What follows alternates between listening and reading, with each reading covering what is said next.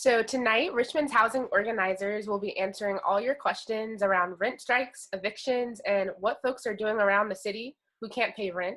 So let's start off with some introductions. I'll start by introducing myself. My name's Kalia. My pronouns are she, her, and I'm here with Richmond for All, here to talk to you all tonight. Patrick, tell us about yourself. Okay, I'm unmuted. There we go. I'm Patrick. I'm with the Richmond Tenants Union, and I'm going to be talking about some histories of housing justice organizing. I use he, him pronouns.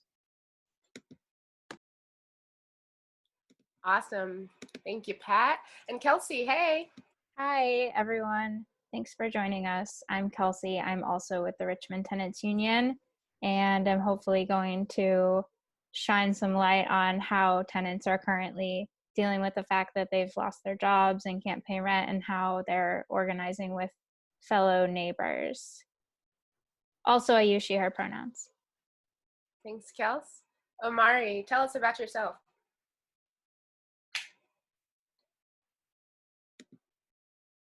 You're muted. Oh, there you go. Okay. Oh, sorry. Hey, I'm Omari. You can just call me O. I'm a community organizer.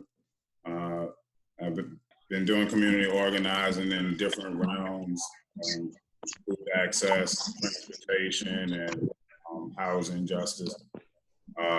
And hopefully I'll be able to share some insight about organizing that's taking place in Richmond, some of the motivations by why some people choose to do rent strikes and why people have been, calling for one locally and nationally, and just, contributing whatever insight that I have to, help people mobilize and organize and to know what direction they're going in with whatever, movements they're trying to do. Thank you, Omari. And Steve, hey.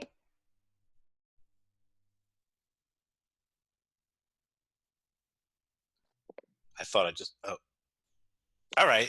Hi, I'm Steve. I'm a Richmond for All member and coincidentally happen to be a lawyer. And I plan on talking about the various eviction moratoriums that are in effect and a little bit about the legal consequences of participating in rent strikes. Awesome. Welcome to our wonderful panelists. Thank y'all for taking some time on a Friday. I guess we don't have like fun Friday plans anymore, so this is the party. If you're just joining us, check into the chat. Let us know your name, pronoun, if you're repping an org. And as we're going, ask questions in the chat, and we'll try to get them all answered here while we're online together. So I'll kind of kick it off with the first question, and whoever feels like they want to jump in, we can get it started.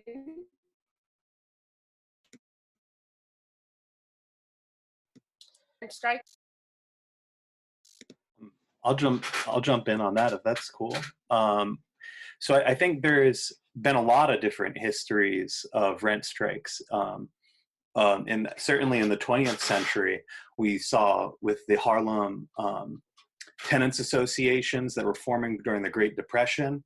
You had a lot of tenants, particularly rooted in the Black community in Harlem, that were organizing against racist discrimination in the housing market, for repairs that weren't being done, for skyrocketing rents in a context of widespread unemployment. And this movement was really powerful, and actually I think has a lot of lessons we can learn from today, among them being eviction defense tactics. For example, they often blocked tenants who were participating in rent strikes. They blocked tenants from being evicted by the police or the sheriff or the landlord. They also engaged in moving tenants and their belongings and families back in to apartments that they were being evicted from. So these are, I think, that's one really, I think a striking example from our own history in the United States. But even more recently in Los Angeles, the Los Angeles Tenants Union also has launched several recent tenant strikes, rent strikes by the Tenants Union, mostly around issues of repair, of discrimination against particularly immigrant and Latinx communities in Los Angeles, and demanding, that landlords bring the rent down in a context of a, very expensive housing market in the case of LA. Wow, thank you. Yeah, I just wanted to jump in. The Harlem Tenant Council rent strike of, I think it was like 1963. I had heard about that in, I think, around like 2016, maybe a little earlier. And I was doing some housing organizing at the time around, the same things that Jesse Gray, he was the leader in Harlem, a Black man.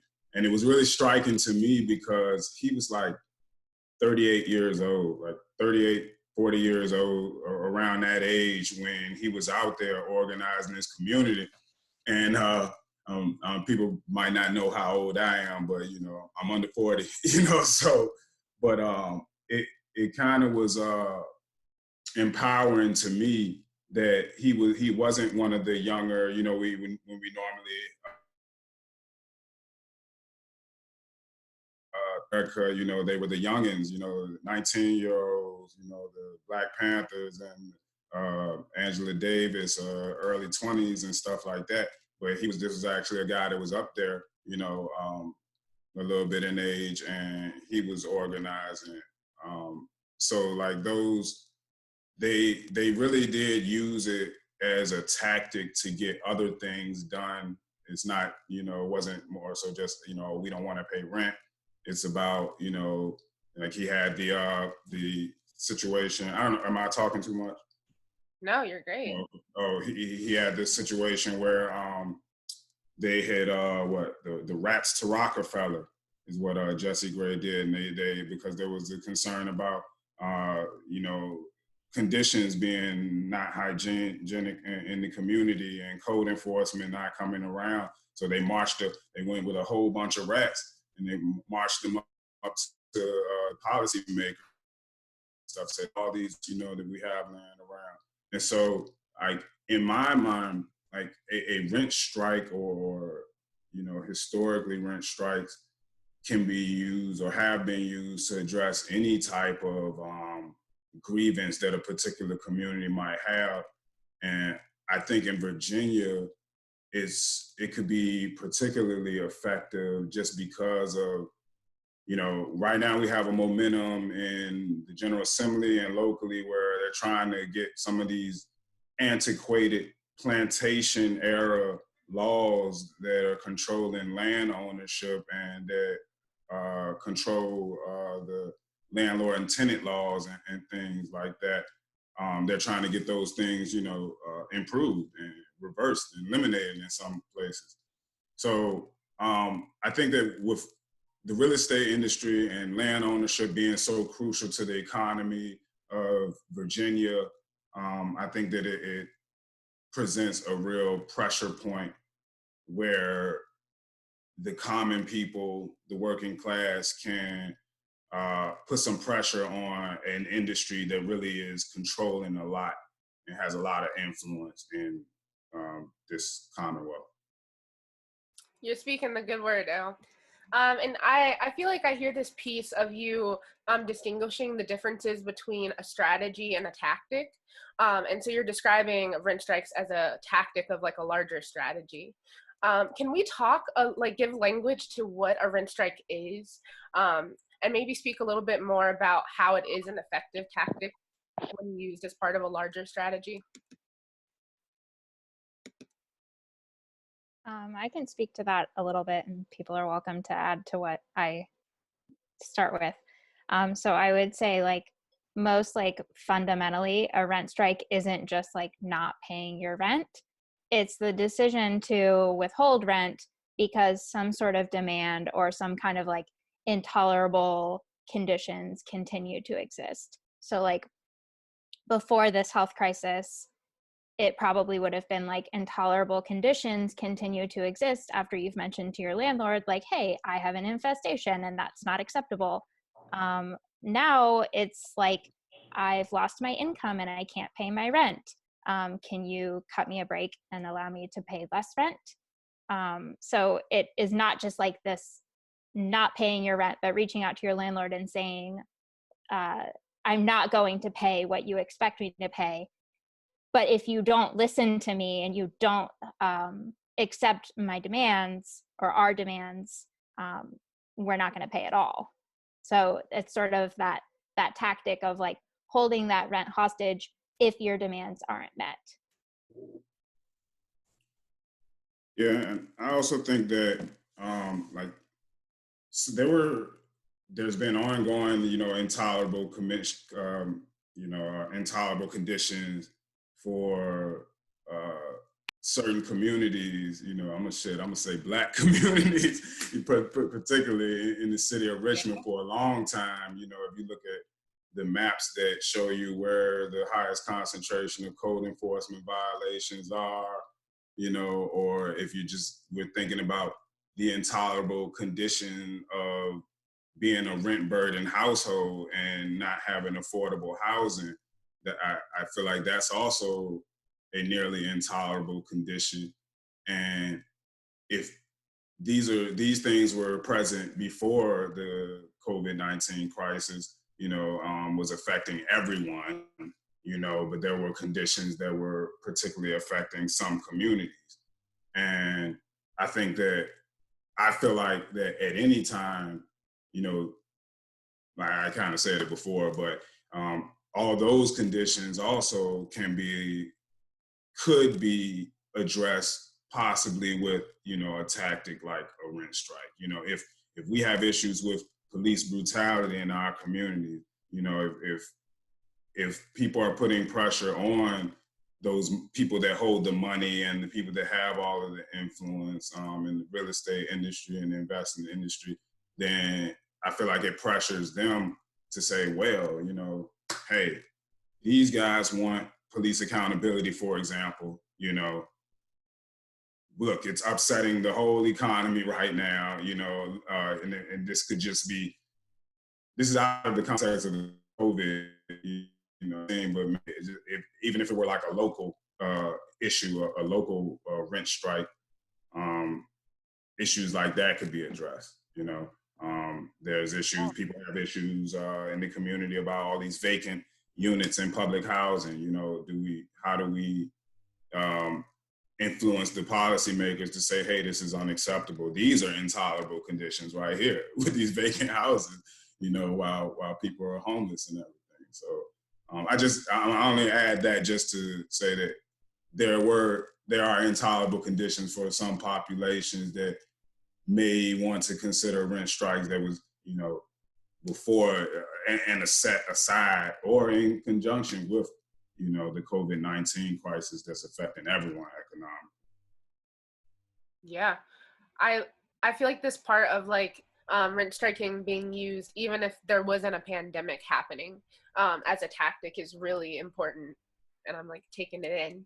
I see the questions rolling in the chat. Keep them coming, and I'm gonna start addressing them. So one that kind of goes off of what O is talking about is, how can we best use the tactic of a Richmond-wide rent strike as part of a larger strategy of securing housing for tenants and the homeless throughout the COVID-19 crisis? Well, I kind of touched on it a bit. I think that maybe strategically, I think RTU might be, better equipped to answer, just knowing the specific failures and successes and, just to break down the strategy.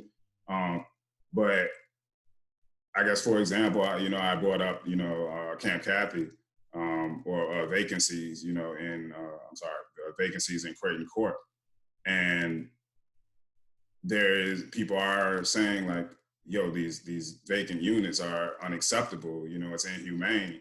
And maybe that could be a part of a list of demands that everyone has. We have different factions across the city that are embracing the rent strike movement. But I'm not sure if like any clear demands have been, set out right now, other than, maybe like rent forgiveness, you know, which Right. which was one of the bigger things well, one of the common things that was won when rent strikes have been done throughout the history. Sometimes the landlord, it could just be so much as, okay, guys, you know, I'm going to stop treating you guys like dirt. And this whole time that you guys have been striking, we're going to excuse that and move forward from now, which, you know, they thought of as a win. So, yeah, I mean, if there was a demand in there, you know, regarding homeless, I think that, you know, it could be an effective way for everyone to join, you know, because there are different people that have the concerns about the homeless, and then also, you know, their rent and their wages and whatnot. Yes. Does anybody else want to tag on to that one? Yeah, if I could jump in on that real quick. Yeah, I think that there's a few historical examples we could draw from that might be useful. The most recent being the Moms for Housing collective out in California, in which you know, there was a situation in which a group of Black working class women were being evicted from their home. They occupied it. Eventually they won. That's a longer story to tell, and I'll post some resources in the chat. But I think the tactic of the occupation and specifically surveying, you know, vacant properties that are owned by large real estate companies that are going unused in our city, which is a problem all cities have, from, you know, and that's where the housing problem is a real social construction, right? It's created by gentrifying developers and by real estate corporations that, you know, are allowing lots of properties to go unused while we have a massive number of people who are unhoused. So I think really linking together the struggle of tenants against evictions and against rising rents with the struggle of houseless folks, and we can dedicate, you know, our research and our organizing efforts to identify, you know, what properties should be being used for social housing. Housing is a social need, right? So that's one of the things that we can do. Learn from the Moms for Housing collective and other historical examples. Yeah. I just had one small thing to kind of add to that. And I feel like the tactic of a rent strike kind of has like two benefits. One of those things is that the rent strike in general is like changing the conversations that we have around housing, and people are suddenly having, people who like hadn't ever thought about it before are considering housing as a human right, and are considering like how messed up it is that, you know, we jack the price of housing because it can benefit us economically. So I appreciate that the rent strike is like shifting the dialogue in that regard. And I think that that also then has like a big impact on houseless people in Richmond. And then the other thing that I think the rent strike strategy accomplishes is it really like puts a lot of emphasis on direct action. And even if we don't necessarily have a lot of like legal protections as tenants, and we don't really hold much power in the legal system as tenants, we have a lot of power in numbers. And I really appreciate how much that emphasizes like direct action. And I know that sort of just kind of summarizes what Omari and Pat just talked about, but I think as like a summary of like what's so good about the rent strike is worth pointing out. Yeah, this idea of consolidating power amongst the working people, the tenants, houseless folks. And I think Omari spoke a lot to what does it look like to engage folks in cross struggle solidarity, Yeah. which is really cool. And yeah, I think that kind of puts us into this next question about legal ramifications, Kelsey.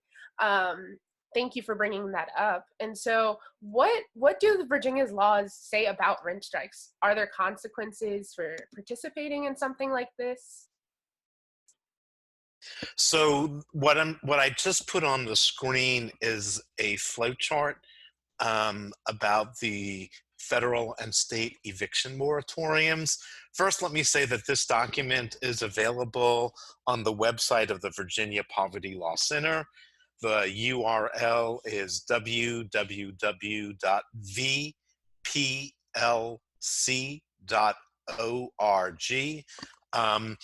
That'll bring you to the center's main page, and you scroll down a little bit on the right-hand side, there's a button that says COVID-19 resources, and that's where you can find this and some other things. I'm actually gonna try and show that the screen of all the things that are up there, because there are probably a dozen different housing resource items that are up there. Does this change anything for people? Yeah. Okay. Oh, let me see if I can do even better. Let me see. How's that? That looks pretty good. All right. Because what I'll do very quickly is explain that there are these two moratoriums and how to read through the chart. Okay? Y'all good so far? Yes. Okay. So before going through the chart, let me just say that there are two different eviction moratoriums out there. One is in the state of Virginia, which at this point will expire on Monday, April 27th. And then there's a federal one that covers particular forms of housing, which I will get into, which lasts until, I believe, July 25th. Is that right? Yep, July 25th. Let me talk first about the Virginia one. That moratorium was put in place as a result of an order of the Virginia Supreme Court declaring a judicial emergency and stating that eviction cases would not be heard during the judicial emergency. Now, the Virginia courts have authority only to declare emergencies in 21-day intervals. So the first one ran until the 6th of April. This one went to the 27th of April. And I think it is fair to say that it's likely that we're going to see some more of them. So those are the two different types of moratoriums in effect. So I'm going to just scroll down a little bit here. So I want to focus in on the non-payment of rent ones, because that's what would potentially subject people to eviction if they participated in a rent strike. Let me also just say that there may be reasons other than non-payment of rent that a landlord might choose to file an eviction for. They don't have to evict you using the rent statute. If you're not paying rent, they could go just terminate your tenancy. But let's just make it simple for now, okay? So you're not paying your rent. So first question is, do you live in subsidized housing? I'm going to say no. Let's follow that particular one first, since most people do not. And then it will then ask you, does your landlord have a federally backed mortgage? This is very important, but also difficult to really find out. A federally backed mortgage means one that is owned by Fannie Mae, Freddie Mac, or was some sort of other kind of government mortgage, like a Federal Housing Administration mortgage or some rural housing mortgages. So, so if it is a federally backed mortgage, then that is covered by the federal moratorium, which runs until July 25th. If it is not a federally backed mortgage, it will then expire on April 26th or perhaps later on. So I would advise people to ask their landlords if they have a Fannie or Freddie back mortgage, because that's really the best way to find out. There are also phone numbers here for Fannie Mae and Freddie Mac. They may or may not tell you if your landlord has a mortgage. So that's, you know, what would happen if you were evicted for non-payment of rent.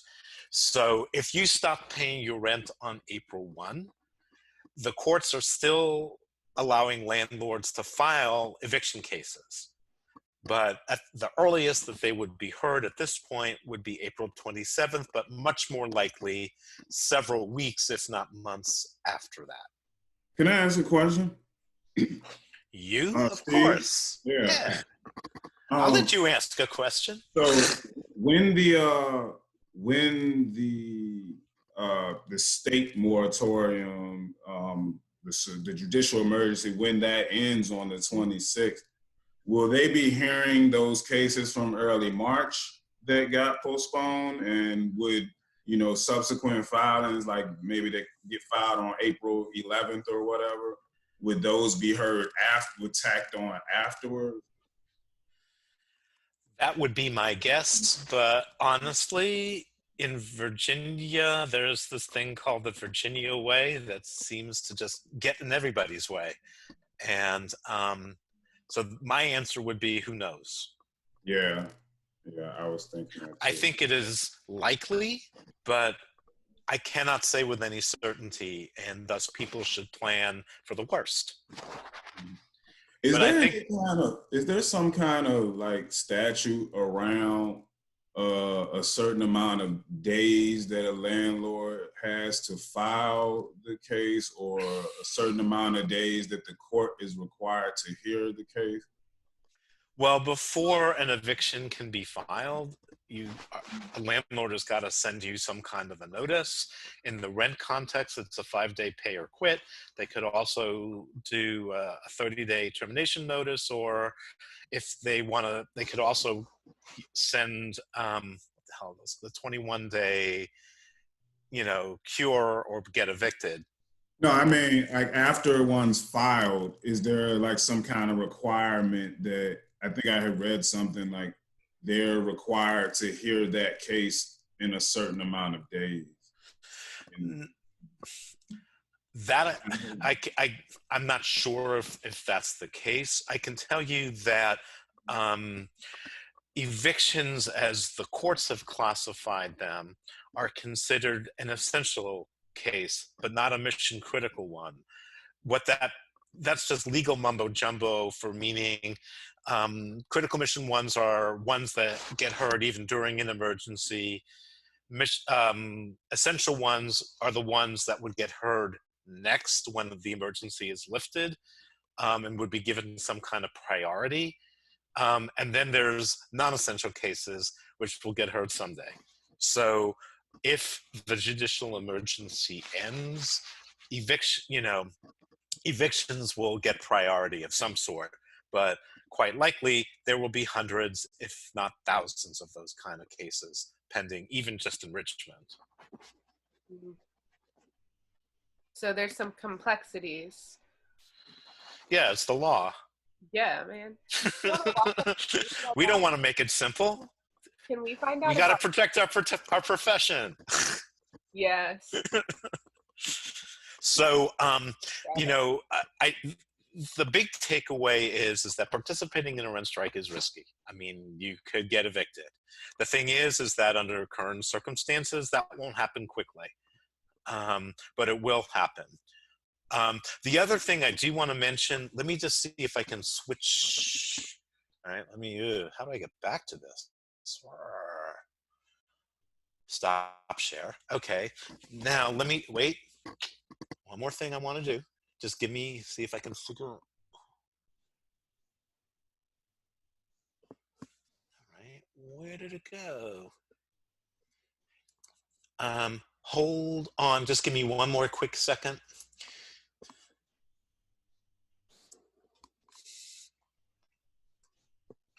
All right, let's see if that does it. Hold on.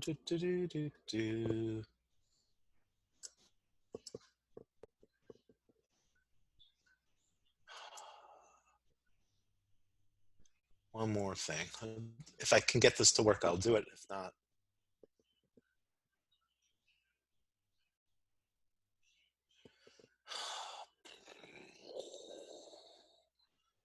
This is, okay, here we go. I think this will do it. Let's see. Okay. So is something now appearing that says COVID-19 civil legal response? Is that on the screen? Yes. Okay, so this is from the Virginia Poverty Law Center's website. As I said, www.vplc.org. Look for the COVID-19 banner, and that'll take you to this page. And I just wanted to point out, I'm just going to scroll down. Here are all the housing resources that are available.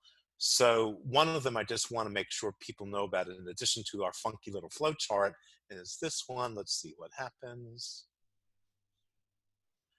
So they developed a this form letter. I'm going to scroll down to the form letter, that you can use to ask your landlord to excuse you from paying rent. This is something that they would have to agree to do, but I just wanted to point out that for people who have lost their income and do want to do something to contact their landlord, here's a little bit of how to go about doing that.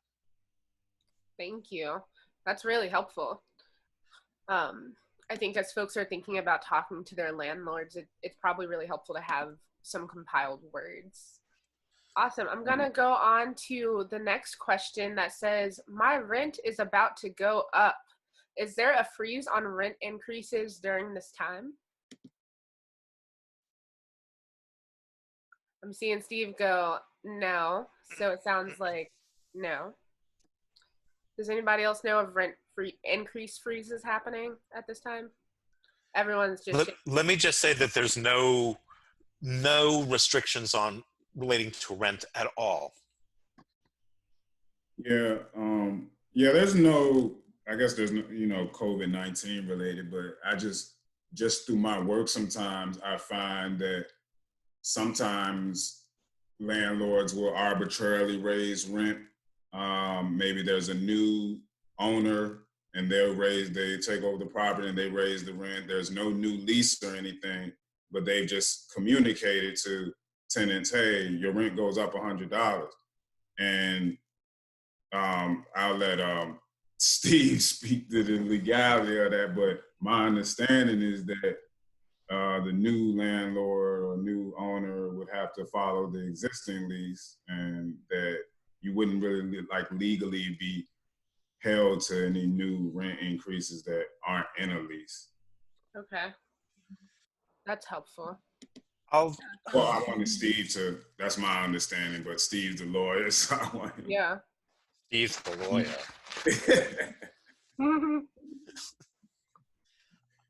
Yeah, I think Omari's basically got it right. If you have a written lease that expires on a certain day, unless the lease contains some sort of language about, oh, I can change your rent, either on 30 days notice or what have you, what Omari said is correct. Kelsey, did you want to chime in? Yeah, I think that this is a really good opportunity to start talking about how important it is for tenants to be working together with their neighbors, which has sort of been hinted at through this whole thing. But that question of, my rent is about to increase. Yes, landlords have the power to do that. No, tenants can't really legally do anything about it. It's completely arbitrary. But if you're organized with your neighbors, you have a much better to fight against landlord and saying no, what are we going to pay more for? You're not giving us anything different. There are no additional services. And additionally, we didn't really talk a lot about how critical it is to be organizing with your neighbors if you're carrying out a rent strike. But I saw, I think it was Michael in the chat said, is it safe to say that it becomes potentially less risky? I'm assuming referring to a rent strike, the higher the numbers of individuals who participate. So within, the same landlord, within the same building, the more people you have on board, the more likely you are to have success with being able to convince your landlord that you should be paying less. The less likely they are to come after you, the more united you are. Pat, do you have anything to add to what I just said? Well, I think this is like the bigger conversation about like every successful rent strike that I could think of, from the rent strikes in Harlem to the biggest that I know of in history was the Barcelona rent strike of 1930 to 31, led by this tenant organization linked to the labor movement in Spain. And, they had just an incredible level of organization and connectivity among tenants and neighbors and with the workers movement. And they even had different labor unions, such as the builders and construction workers unions in Barcelona, that were backing the rent strike. So when we're talking about not the, I think there's two things people are talking about. Some people are discussing, I can't pay rent because the economy is tanking and the COVID-19 crisis has taken away my source of income, so I'm not going to pay. That's not a rent strike. That's a necessary act of desperation. A rent strike is when tenants are organized into councils in their buildings, councils on their block, and united on a citywide basis as a tenants union.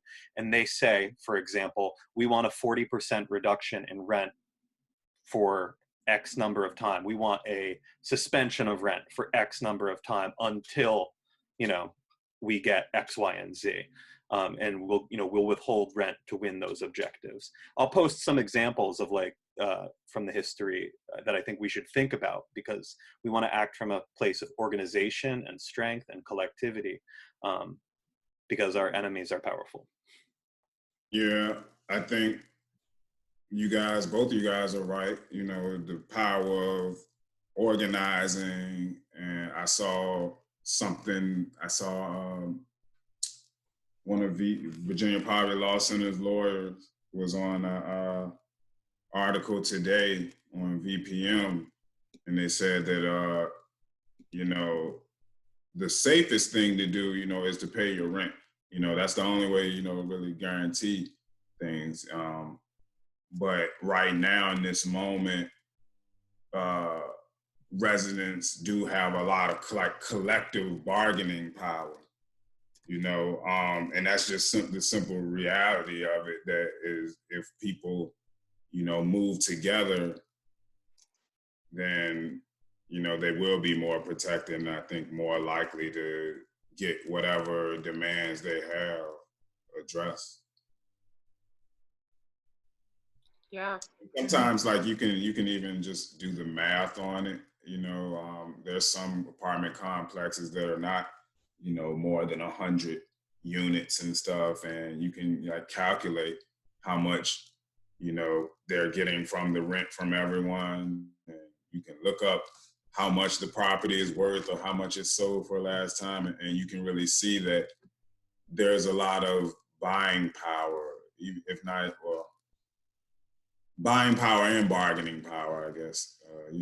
If tenants wanted to buy the whole, apartment complex, for example, they can show, we have this available credit line because all of us have been paying, this is what we're paying anyway. So this is what you can expect from us 50 tenants every month, towards whatever loan it was that helped people acquire, the property.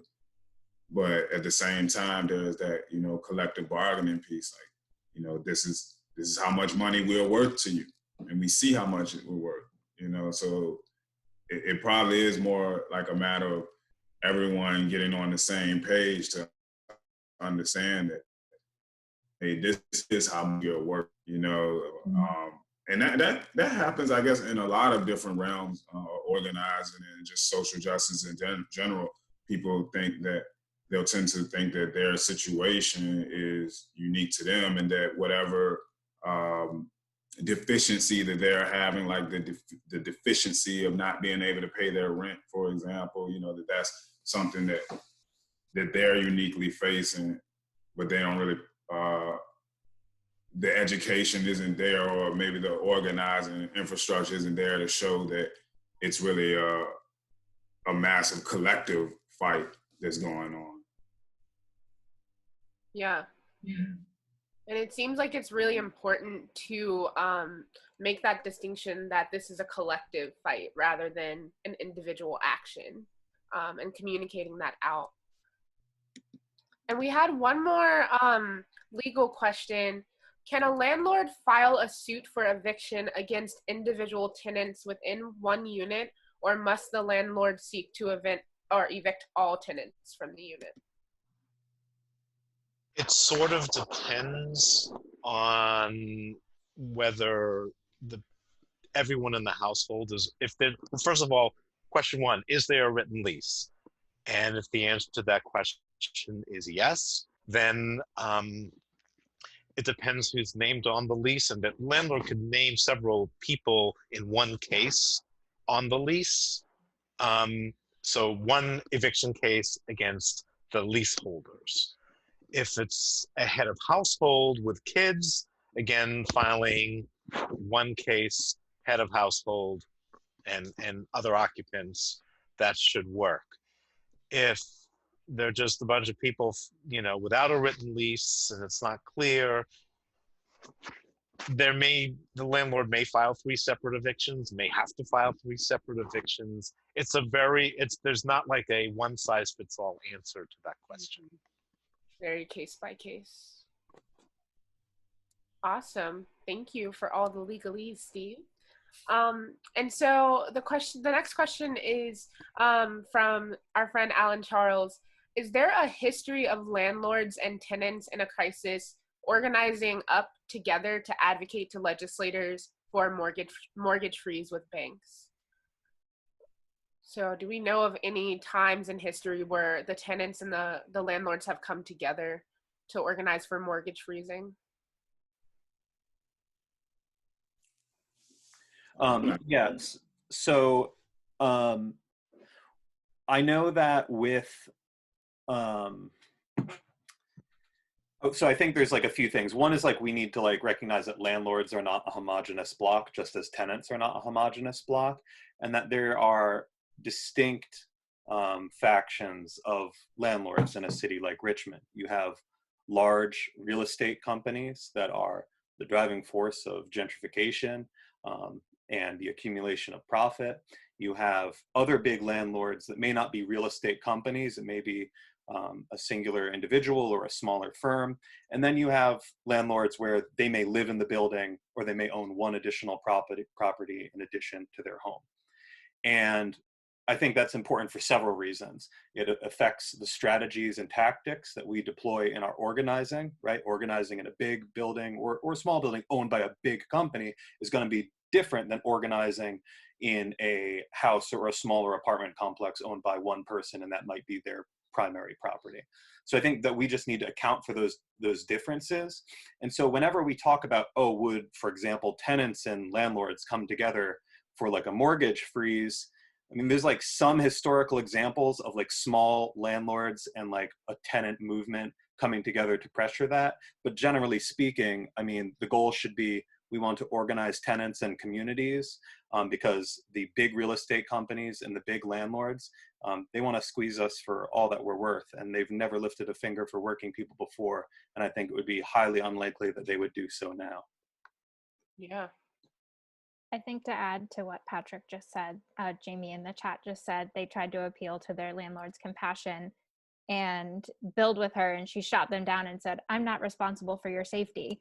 Those are the kinds of landlords that we're talking about, that like you cannot appeal to them. Like the only way that you're going to succeed in like reasoning with them is if you hit them where it hurts, where you're impacting their ability to make, which forces you to organize with your neighbors and stand together against that, because they're not going to cooperate. And I think that that's like so critical to kind of put into context with what Pat was just saying. I also think that, like, I don't know, I think there is something to be said about, like, as far as like the risk, the risk of being evicted and things like that, people should be aware of. it's like, I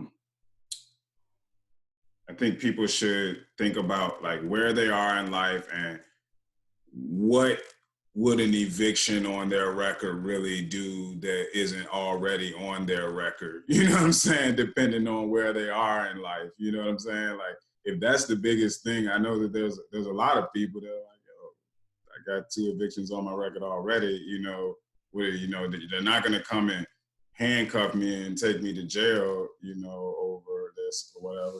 You know, I mean, not to say that the concern isn't real, you know, but just putting it in perspective for a lot of people, I think that's one thing to think about. And then, like a few years ago, hold on, this door open. I got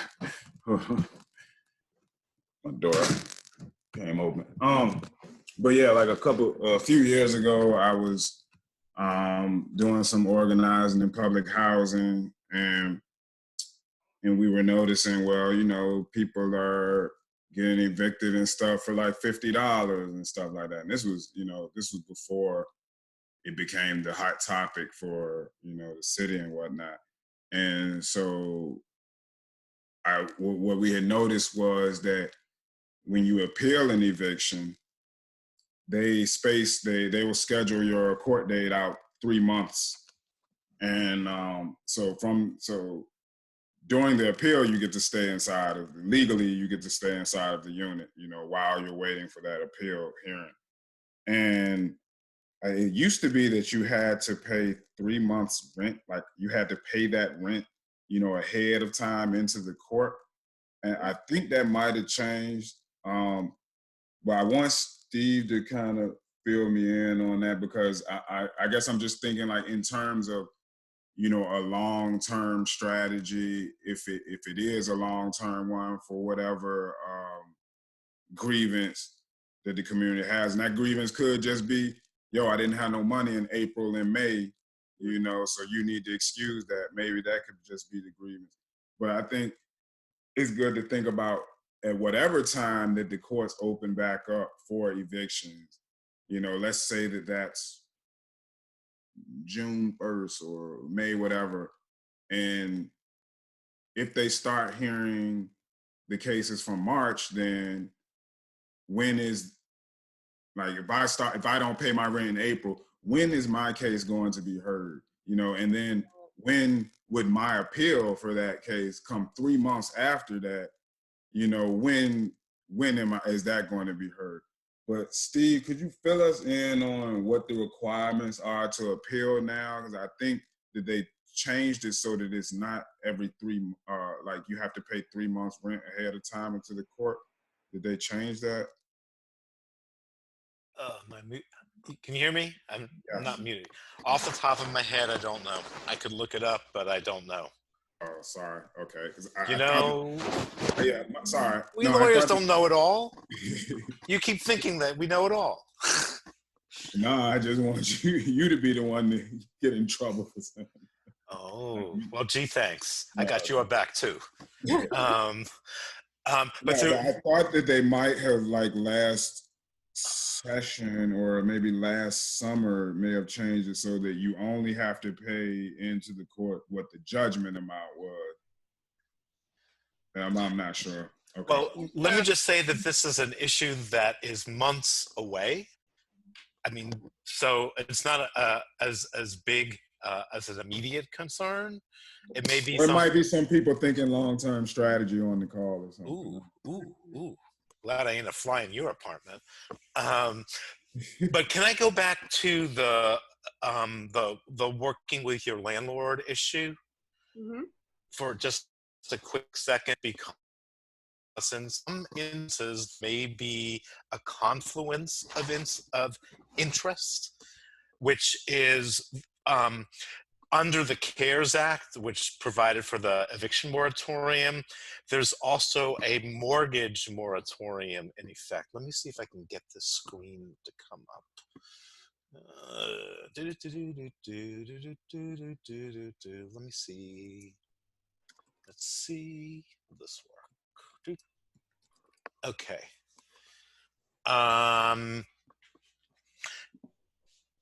So what this shows is that landlords that have these federally backed loans, meaning a Fannie Mae, Freddie Mac, or a HUD insured loan, can get a forbearance.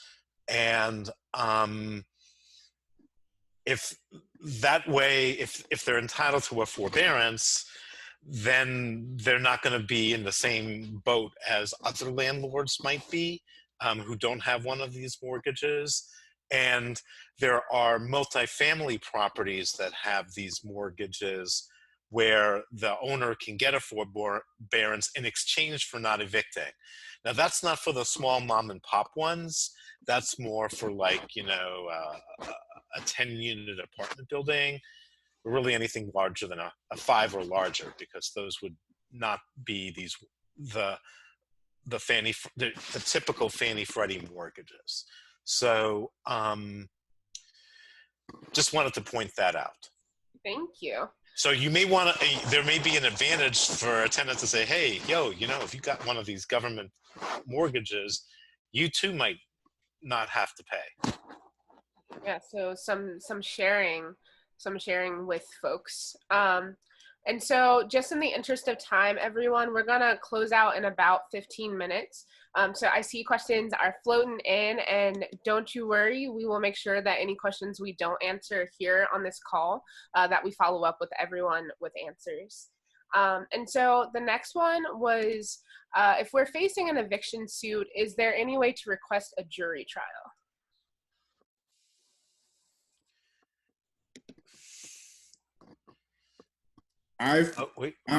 My answer is that you can always request a jury trial at any time. I suggest you do it in writing, you know, because I've done this before, requested a jury trial, and then somehow it gets missing from the case file. Like the judge, I don't know, the clerk, maybe they lost a particular piece of paper out of my case file or something when I came back, you know, and it kind of made me think that well, they want us to think that we can't get a jury trial in general district court, but I don't know why, you know, that paper was removed. But I think that you can get a jury trial on appeal, though, right? In Virginia, for matters involving property. Hold on, babe. I'm coming back, because I was looking it up. No, there are no jury trials in general district court. I didn't think there were. I just wanted to double check to make sure that was the case. So you could ask for one in writing, and judge will say, or just laugh at you maybe, because it's like, no, we don't do that here. Mm-hmm. But on appeal in circuit court, yes. And I would ask for that in writing also. Oh, yeah. And then get the copy of it. So hashtag receipts. Okay, and so the next question is, how have organizing strategies changed in regards to COVID-19 social distancing? And how can we really make waves here in Richmond? So I'm gonna go fire round if folks want to share their thoughts about how things have changed in regard to the COVID crisis. Yeah, if I could jump just to start it, I think in the Bay Area in California, they put the Tenants and Neighborhood Council, which is their tenants union, put together an excellent COVID-19 organizing guide. I posted it earlier in the thread. I can repost it in the comments again. But they did a really good job of mapping out precisely what organizers should be doing in terms of respecting public health concerns and being responsible. And, you know, a lot of that does mean shifting our communications to more remote systems, but they outline a number of different tactics that can be used, such as, you know, building your own communications sort of network in your building through a combination of email address or social media or any sort of communications channel, flyering in your building in a public place where people can take the information down by snapping a photo so they don't have to touch anything, because COVID-19 can be transmitted on paper and other hard surfaces. And they outline a number of different tactics that we can use to really build a powerful tenants and housing justice movement in this moment. Wonderful. I can speak to the making waves part of that question. So if people aren't monitoring the chat, because it is just really going wild. Marie, I think it was Marie who, Marie asked, like, how can we really make waves? Like, one idea that I have is to like flyer. And so I think this is like a good time to kind of talk about like what the Richmond Tenants Union aspires to do.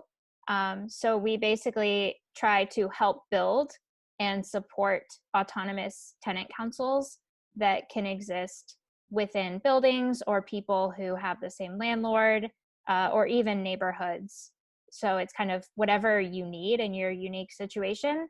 But basically, we help support you and like give you any resources that you need. And if you contact us, we're happy to help you out with that. But basically, like, to help support you in talking to your neighbors, and then get connected with us to help get you connected with other tenant councils. That's going to be like the key to making waves in our city right now. So flyering is like definitely part of that, and like focusing on areas that we anticipate would be hit really hard by the COVID-19 crisis. Like Pat pointed out, eviction hotspots. But I think like a really easy thing. Oh, and I wanted to also add, Samim directed people to the Richmond Strike on Instagram. They post almost on like a daily basis flyers for tenant councils that already exist. So there might be a tenant council for your landlord that already exists that you can plug into and work with them.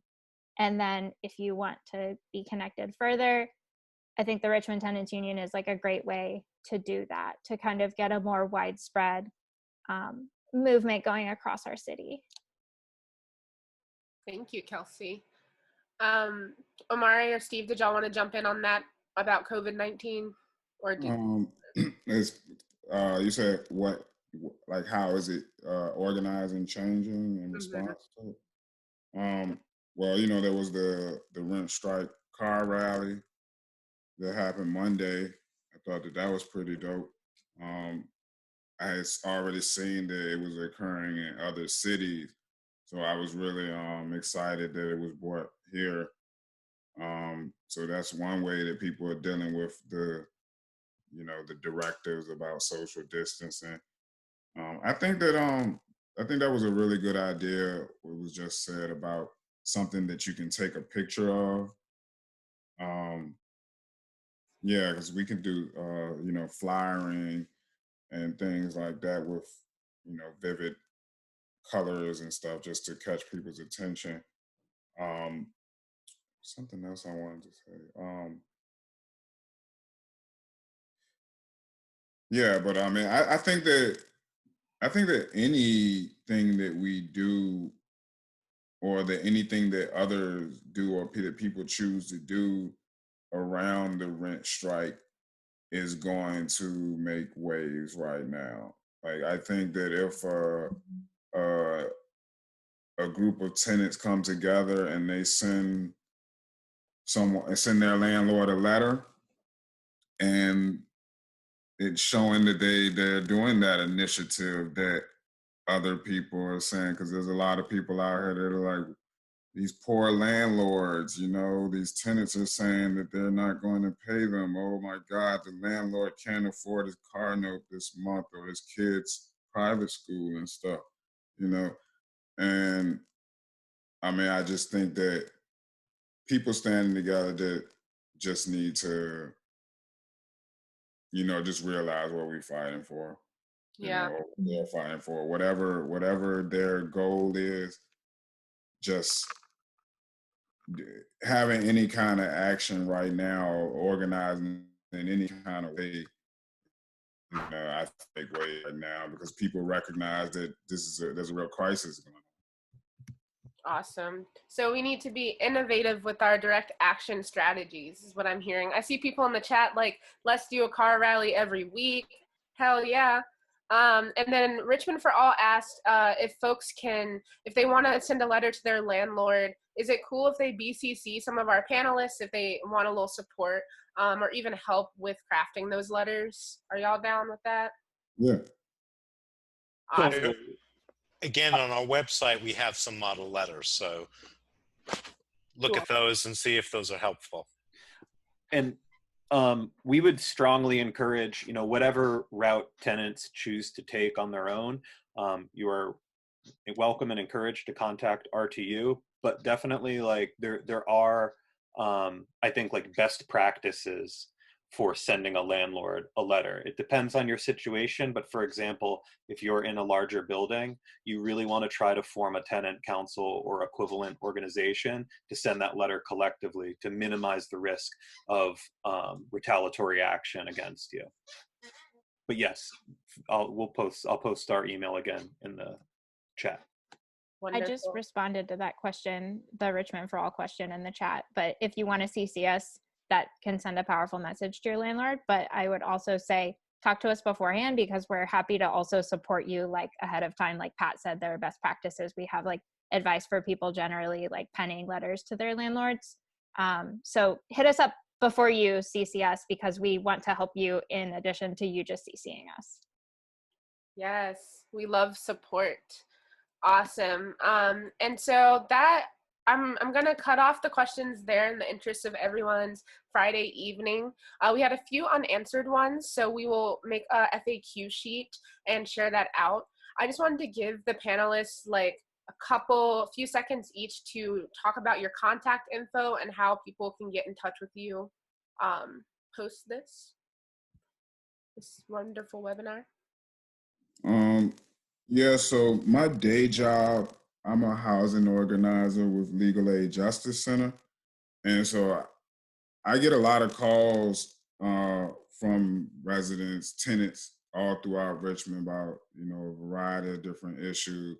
Recently, it's been seeming like, and I've been trying to kind of figure out how to word this recently, but it seemed as though, and I don't know if this is because like the pressure from the pending economic crisis, or if it's because there are less like questionably like legal evictions occurring or those types of cases occurring. But it really seems like the really shitty mom and pop landlords are kind of bubbling to the top right now. Like these landlords that people are like, oh my God, it's just such and such, it's just this person. They just, they have another home and this was their old house or something, it's really seeming like those landlords really are being exposed. And it's like, it's showing this real power dynamic that is present between a landlord and a tenant. Like, even it can be a landlord that, they treated you well, for so long, but when it comes down to it, when they want something, and if they're gonna do something illegal to get it done, like that's what they're gonna do, and it's really interesting to see that playing out, while there is this narrative going on about, oh, these poor landlords. And I know, landlords are not homogenous, like we said before, but that's interesting to see going on right now. Awesome. Could I add something here? Because I should have mentioned this before, but this is a really important thing for rent strikers to know about. Just because the courts are closed doesn't mean landlords aren't going to try to get rid of you. Again, I just want to point out on the VPLC website. Hold on.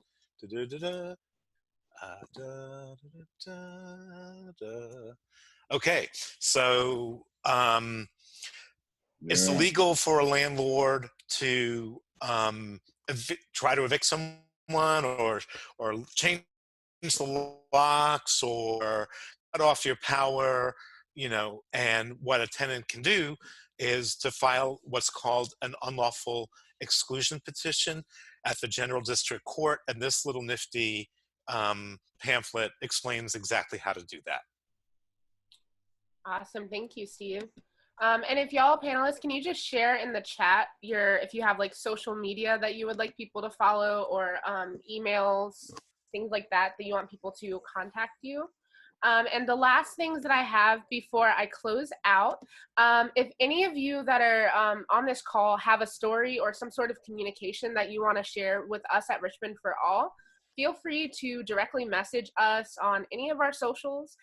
We will follow up with you. We really want to create a series of stories and build it out over the next few weeks to normalize this conversation around rent striking, around housing, and what's going on with this crisis, and make sure that we're centralizing all of that for folks. So if you have stories, you want those to be shared, reach out to us. If Richmond for All is sounding like somewhere you want to be your political home, search our website online, be a member. We'd love to have you. So you can go to richmondforall.com/member. And of course, shameless plug, don't forget to follow us on Twitter and Instagram at Richmond for All. That's where you'll be able to find the recording of this live stream or this Zoom call once we're all done with it. So with that, I just want to thank our amazing panelists. Thank you for coming out, or staying in rather, if you're at your homes. And thank you to all of our guests for coming out, and special shout out to our dope mod tech team that's been holding it down, keeping the trolls out. So y'all have a great evening, and we'll talk to you soon. Thanks, everybody.